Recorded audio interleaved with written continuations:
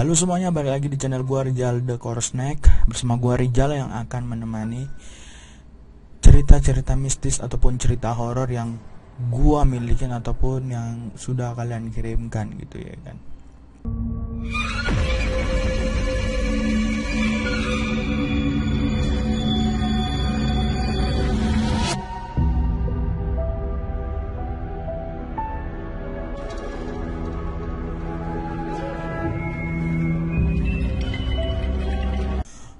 Oke guys, langsung aja gitu. Ini sebenarnya ceritanya gua ambil dari jadi sambungan cerita gua yang semalam yang sini ini.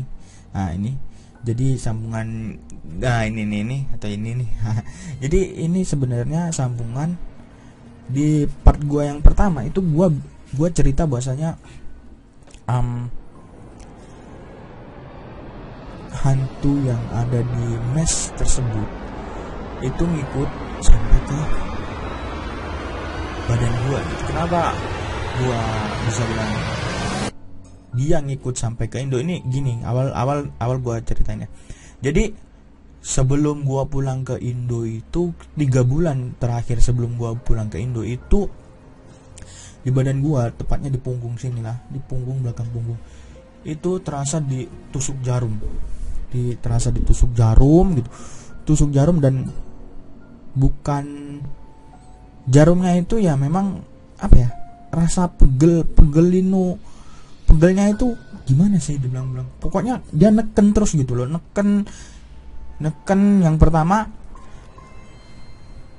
neken yang kedua itu dia gue pikir itu masuk angin. Rupanya setelah gua melakukan setelah gua ini manggil lele atau sebutannya lele atau om lah, itu orang pinter.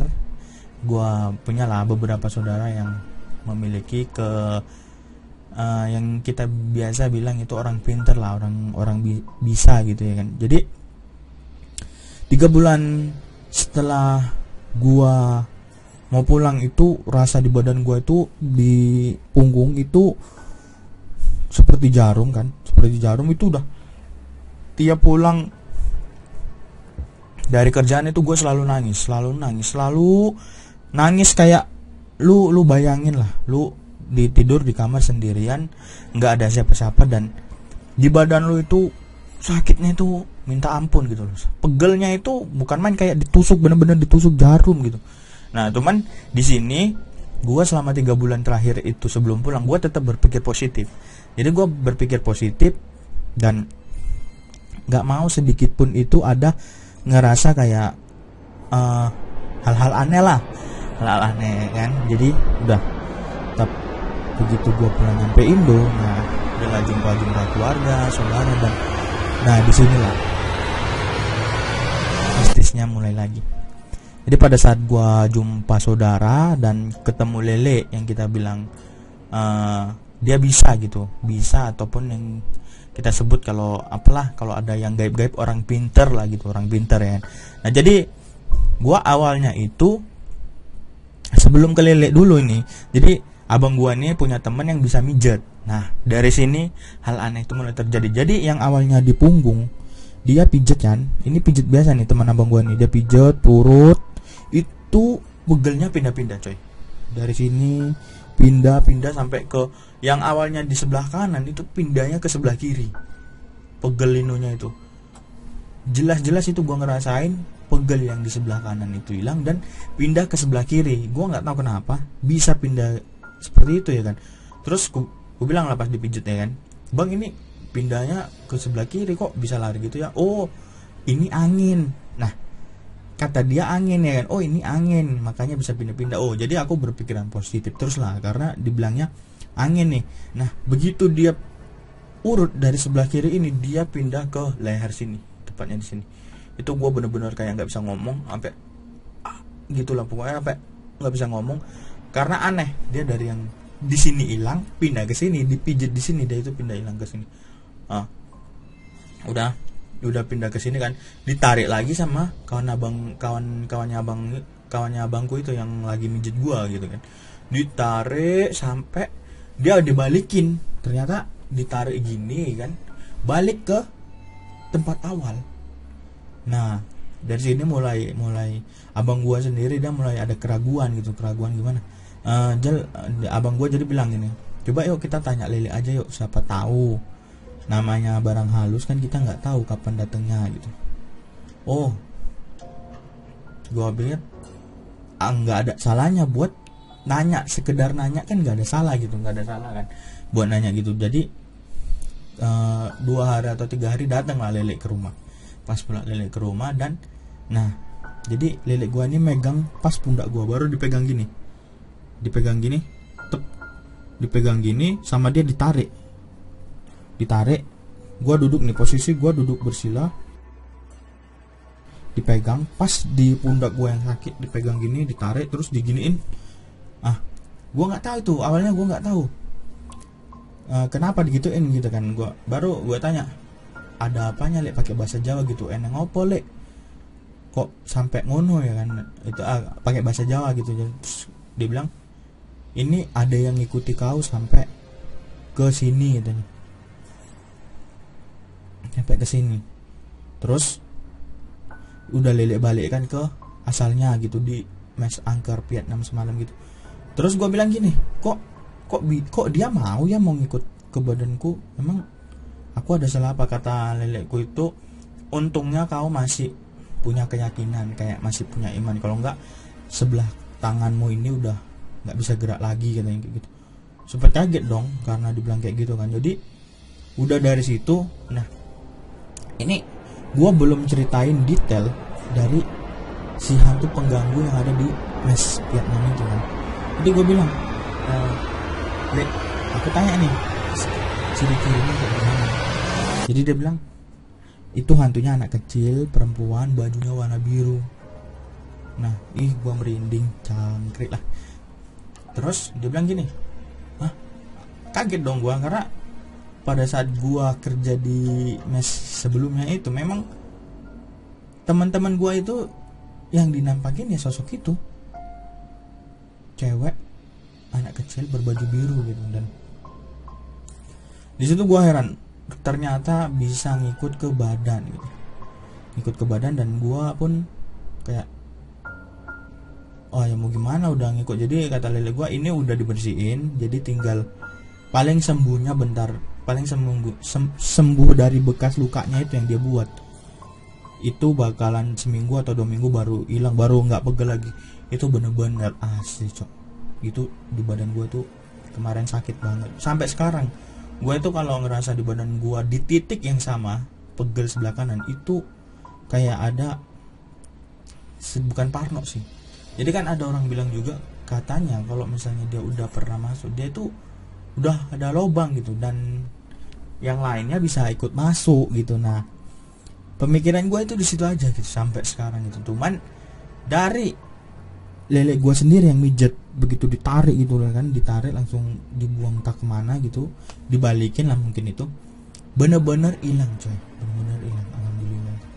Itu gue bener-bener sampai di rumah bener-bener heran dan juga apa ya, sedikit aneh gitu. Karena kalau buat kita yang orang awam itu, kalau nggak ngerti lah ya kan, nggak ngerti, terus kok bisa gitu, heran gitu. Dan ternyata memang ada gitu loh, dia ngikut sampai ke Indo. Nah itu cerita gua, pengalaman gua di mes tersebut. Kebanyakan gua yang gua alamin sendiri itu pas di mes itu cuman suara gitu, beberapa suara kayak benda jatuh, ataupun suara orang naik tangga, ataupun bayangan lewat, ataupun kayak botol minum yang lagi banyak isinya itu bisa tiba-tiba jatuh. Itu di sana sudah biasa gitu, dan mereka pun mengakuinya. Nah di video kali ini gue bakal ceritain dari pengalaman teman gue yang dilihatin langsung oleh sosok berbaju biru ini. Jadi awal mula ini dia bilang, jadi karena udah istilahnya udah mes ini udah apa namanya, teman-teman gue udah pada mulai cerita lah nih satu persatu ya kan, cerita satu persatu, dimana oh ini setiap ada kejadian cerita, besoknya pas kerja cerita semua, jadi lucu gitu. Dan ada satu kejadian di mana teman gue cerita begini, semalam kan dia bilang ini namanya gue samarin aja namanya si A. Jadi dia bilang gini, semalam itu sebenarnya yang gangguin kita itu hantunya anak kecil loh. Hantunya anak kecil, mungkin di tiap lantainya itu berbeda gitu, kayak gitu. Karena teman gue yang ini, dia bilang dia pernah cerita dia pernah belajar. Jadi belajar tanda kutip yang belajar seperti itulah. Kalau kita orang awam pasti ngerti lah, kayak orang-orang zaman dulu itu pasti kayak belajar lah puasa lah atau apalah, itu udah pernah belajar ya tadi. Jadi kepekaan dia terhadap makhluk halus itu lebih sensitif. Jadi dia bilang gini, semalam itu semalam itu pas aku pulang ke rumah, jadi posisi di mes kami lagi kerja semua dan dia pulang duluan. Terus dia tidur. Tahu apa yang dia rasain? Pada saat dia tidur itu ada yang menarik selimut dia. Itu yang pertama. Dia tahu ini, dia kerasa karena dia lebih peka gitu, lebih sensitif gitu. Begitu dia tidur itu dia bilang hawanya udah mulai beda dan benar sekali pas dia ngangkat selimut itu ada yang narik. Tapi dia tahan karena dia tahu bahwasanya selimut ini bakalan ditarik gitu, dan dia tahan ya kan. Dan dia tahan, dia baca-baca ayat yang dia bisa. Karena dia cerita, aku baca surat ini ayat kursi gitu ya. Kawan gue itu bilang kayak gitu kan, aku baca surat ayat kursi jalan. Nah pas udah nggak lama nggak ada nih, jadi selimutnya ditarik balik, ya udah ketutupan badan dia lagi, jadi nggak ada yang narik lagi, nggak istilahnya nggak tarik-tarikan sama yang mau narik selimut ini dah. Nah ini posisi ini dia masih, lu tahu nggak kalau kita sebelum mau tidur itu pasti kayak setengah sadar dimana badan kita itu sebenarnya udah ngawang-ngawang gitu. Jadi kayak ngelihat orang itu kayak samar-samar lah gitu. Nah jadi pada saat dia udah mulai mau tidur nih, nah udah gini ya kan, udah ngangkat selimut, udah mulai tidur, ada, kata dia itu ada anak kecil yang buat kayak nyapa tapi di depan mata dia gini. Anjir gue merinding Jok. Ini dia nyapa begini kan, gini dia bilang gini, itu asli, itu bukan orang, kata dia kayak gitu. Karena ngerasa lu bayangin, lu coba praktekin sendiri, lu pas tidur lu gini-gini, atau lu merem sekarang juga dan lu tangan lu gini-gini, ini pasti bakal kelihatan ada kayak tangan atau bayangan yang begini-begini. Nah dari situ dia bilang gini, astagfirullah, apa ini, katanya kayak gitu kan. Terus dia bilang dia baca-baca lah ayat yang dia bisa lagi ya kan, dia baca-baca. Nah nggak lama dia itu kayak, jadi kayak kalian bisa gimana posisi kalian kalau kalian pengen ngeliat tapi kalian takut gitu loh, ngerti kan? Jadi kayak ngintip-ngintip gini, mata kalian sipit-sipit gitu kan. Nah dia ngelakuin hal yang seperti itu gitu. Jadi pas setelah dia gini ya kan, udah setelah dia gini dia ngerasa, terus dia baca-baca, nggak lama hilang.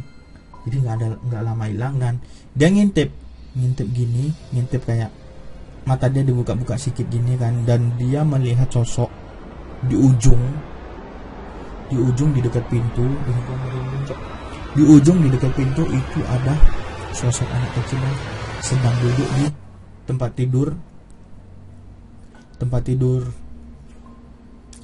staf lainnya. Jadi ruangan tempat tidur ini kan besar gitu, kayak kasur, pintu.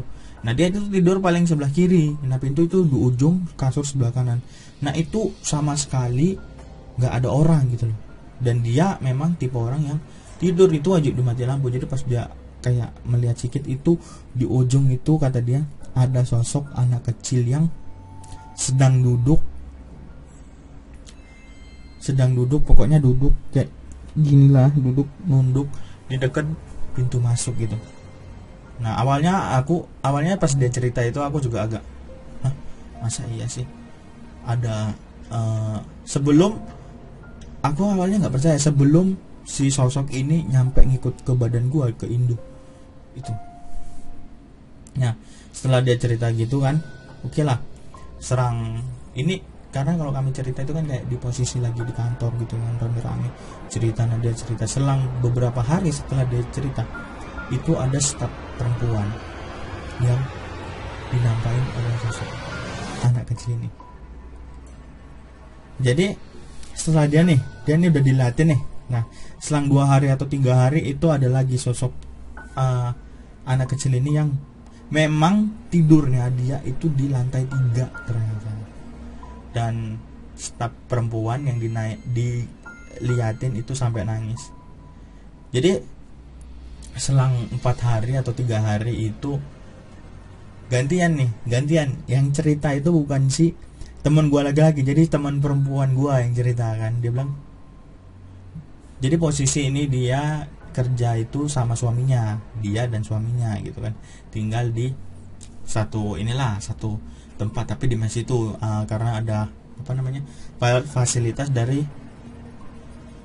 perusahaan yang dimana kalau suami istri bolehlah tinggal berdua dalam satu kamar. Nah posisinya pada saat aku pulang itu dia lupa bawa kunci kamar. Jadi dia nih cerita nih, pas dia pulang itu awal biasa aja, pulang jam 10 malam, cuman di mes itu lagi-lagi sendiri, nggak ada orang sama sekali. Nah pada saat dia sendiri itulah di situ mulailah dia ngelihat dan dia nangis. Jadi begitu dia masuk ke mes, dia kan masuk ke mes. Nah dia lupa bawa kunci. Pas dia naik ke lantai 1 ya normal, lantai 1, lantai 2 dan lantai 3. Lantai 4 tuh kamar gua, dan lantai 3 belok ngiri ya kan, itu ke kamar dia. Dan setelah kamar dia itu baru kamar si temen gue yang sebelumnya yang diliatin, yang ada bayangan gini. Nah sebelum, jadi dia pas mau buka kunci ternyata nggak ada. Sementara itu jalan lorong panjang gitu kan, lorong. Dia mau buka kunci nggak ada, ditungguin lah suaminya pulang. Dan suaminya itu pulangnya bareng kami 11:30 gitu, dan dia di jam 10 udah pulang gitu. Nah pada saat dia menunggu itu dia cerita diliatin sosok anak kecil berbaju biru yang lari lewat naik tangga ke arah kamar gua gitu. Naik ke lantai 4 lah intinya. Di situ dia nangis, pokoknya nangis, jongkok nangis, nunggu suaminya, nelpon suaminya. Nggak lama kami pulang. Nah kami pulang, udahlah suaminya nenangkan dia kan. Nah setelah kejadian itu dia baru besoknya cerita, kemarin diliatin si sosok anak kecil berbaju biru ini. Dan gua di situ baru percaya bahasanya berarti penunggunya yang agak kita bilang penunggunya yang agak bukan bandel sih, mengganggu itu si sosok itu. Jadi terakhir pas dia udah diliatin dan nangis nih. Nah kelar nih, begitu dia kelar, nah baru selang beberapa hari itu baru teman gua satu kamar, kami kan berdua nih, tinggal berdua dan satu kamar tuh badannya besar, gemuk, tinggi, lebih tinggi dari gua, badannya gemuk, dilihatin sosok hitam berbadan besar juga naik. Jadi posisinya ini, nah ini kebetulan kami satu shift. Ini dia, kebetulan kami satu shift dan di situ itu malam Jumat. Tapi sebenarnya nggak ada di malam Jumat tuh sebenarnya. Kalau kita udah kerja di tempat lainnya itu kayak ya tiap malam sama aja sih, tiap malam sama aja. Dan cuman posisi kemarin itu memang malam Jumat gitu. Dan pas kejadian itu terjadi, itu antara lucu dan juga deg-degan gitu. Dimana jadi kami berdua ini pas pula satu shift di si pagi gitu. Jadi pulang malam kami kan, malam jam antara 11:30 jam 12 itulah pulang. Dan lagi-lagi ketika kami naik ke lantai 4 itu memang kami berdua gitu loh, kami berdua. Dan nggak ada. Jadi kalau kalian tau lah, kalau namanya tinggal di dalamnya pasti masuk ya udah kunci pintu tidur. Nggak ada sama sekali kayak main-main gitar di lorong, nyanyi ataupun ngobrol-ngobrol, itu nggak ada sama sekali. Jadi pas kami naik ke kamar kan, ke lantai 4. Ini gua sama temen gua nih ke lantai 4. Nah, gua masuk ke kamar duluan ya kan. Gua masuk ke kamar, gua ganti baju nih. Nah, namanya laki-laki kan, gua ganti baju, cuman dia mungkin malu ada gua di situ. Jadi gua ganti baju kan, dia ngambil baju dan ganti baju keluar kamar, dia ganti baju di WC. Nah, pada saat dia selesai, jadi dia ngambil baju keluar, di dalam WC, awal normal nih, gua ganti baju di kamar, dia keluar ganti baju di dalam toilet. Nah, terus begitu dia, ini posisi pintu kamar ketutup nih. Terus begitu dia keluar dari kamar mandi, di situ dia ngeliat sosok hitam besar naik ke lantai 5. Jadi naik ke balkonnya tuh digembok. Anjir, gua merinding, cowok. Ke lantai 5 balkon. Di situ dia nabrak pintu. Jadi begitu keluar kamar mandi, dia ngeliat sekitar, aman nih.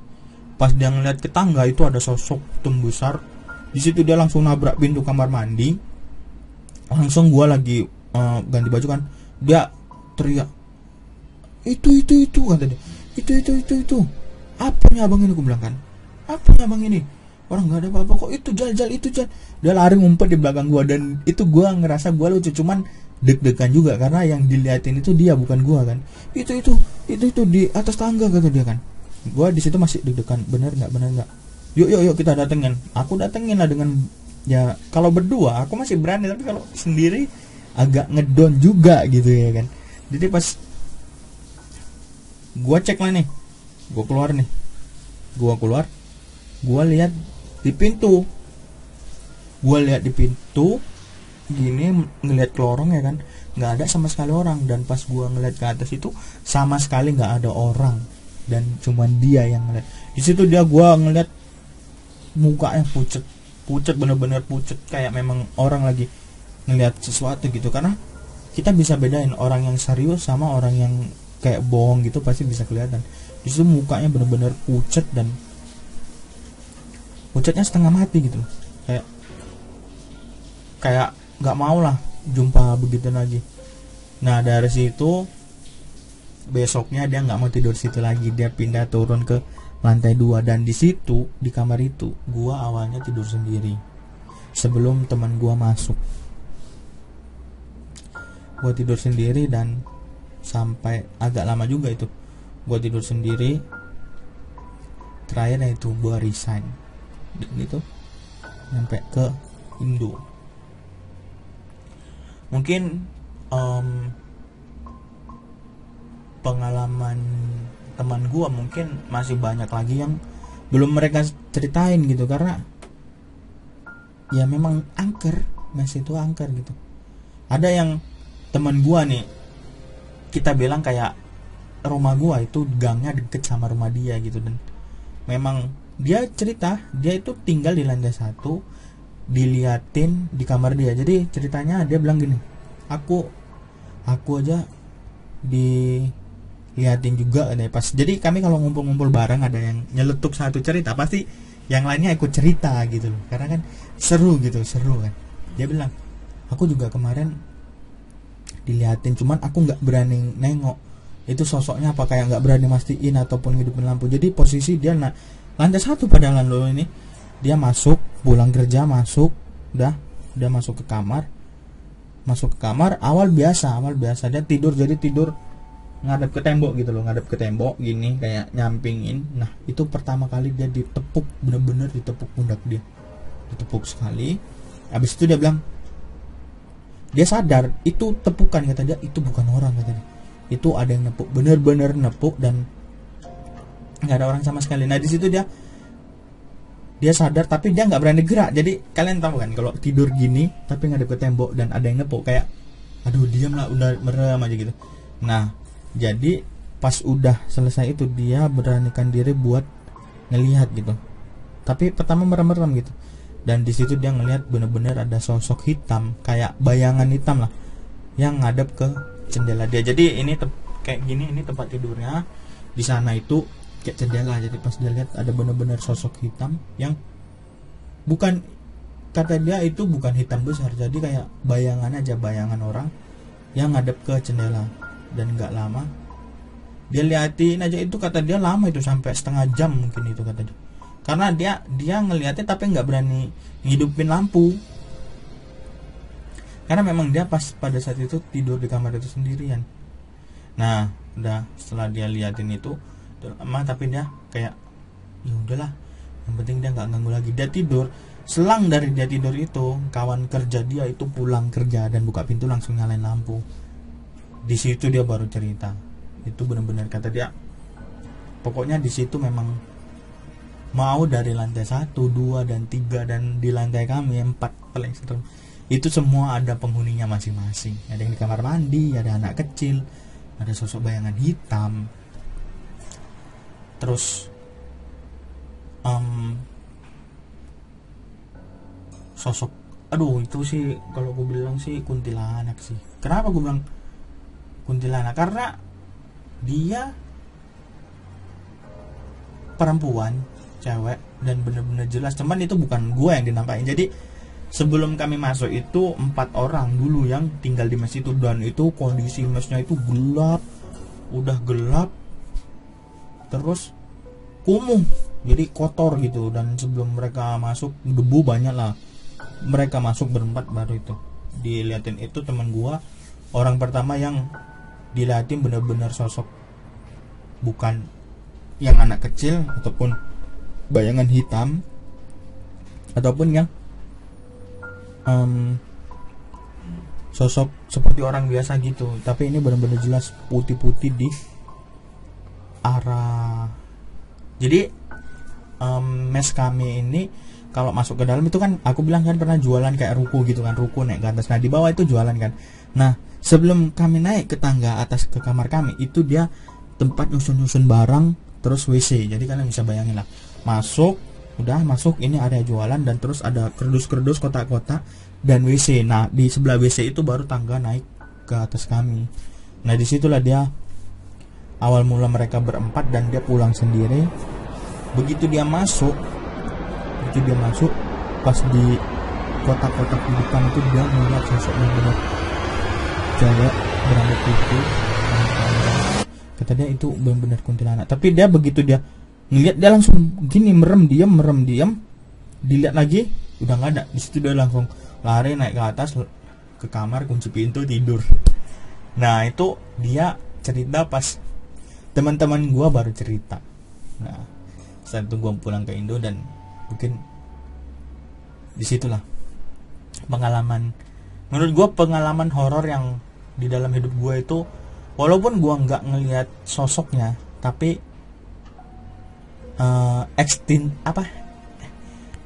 eksistensi dari makhluk halus itu yang di mes itu memang benar-benar ada. Karena sampai main fisik, bener-bener main fisik. Oke. Dan main fisik, dan begitu gue pulang balik Indo, di situ baru gue bersih dan nggak ada lagi kejadian-kejadian horor. Oke, mungkin sekian dulu video dari gue. Buat kalian yang menyukai video-video gue atau cerita-cerita horor dari gue, kalian bisa juga like, comment, share, dan jangan lupa di subscribe. Kalian juga bisa kirim cerita horor berupa link ataupun foto video ke email yang gua sertain di bawah deskripsi gitu ya kan. Sampai jumpa di video gua selanjutnya. Sampai jumpa di cerita-cerita horor selanjutnya dari gua ataupun kalian gitu yang bakal gua ceritain gitu. Thank you for watching dan sampai jumpa. Akhir kata dari gua, jangan pernah berpikir negatif ketika kalian ada di tempat-tempat angker, karena bisa saja penampakan tersebut terjadi dari pemikiran kalian. Sampai jumpa.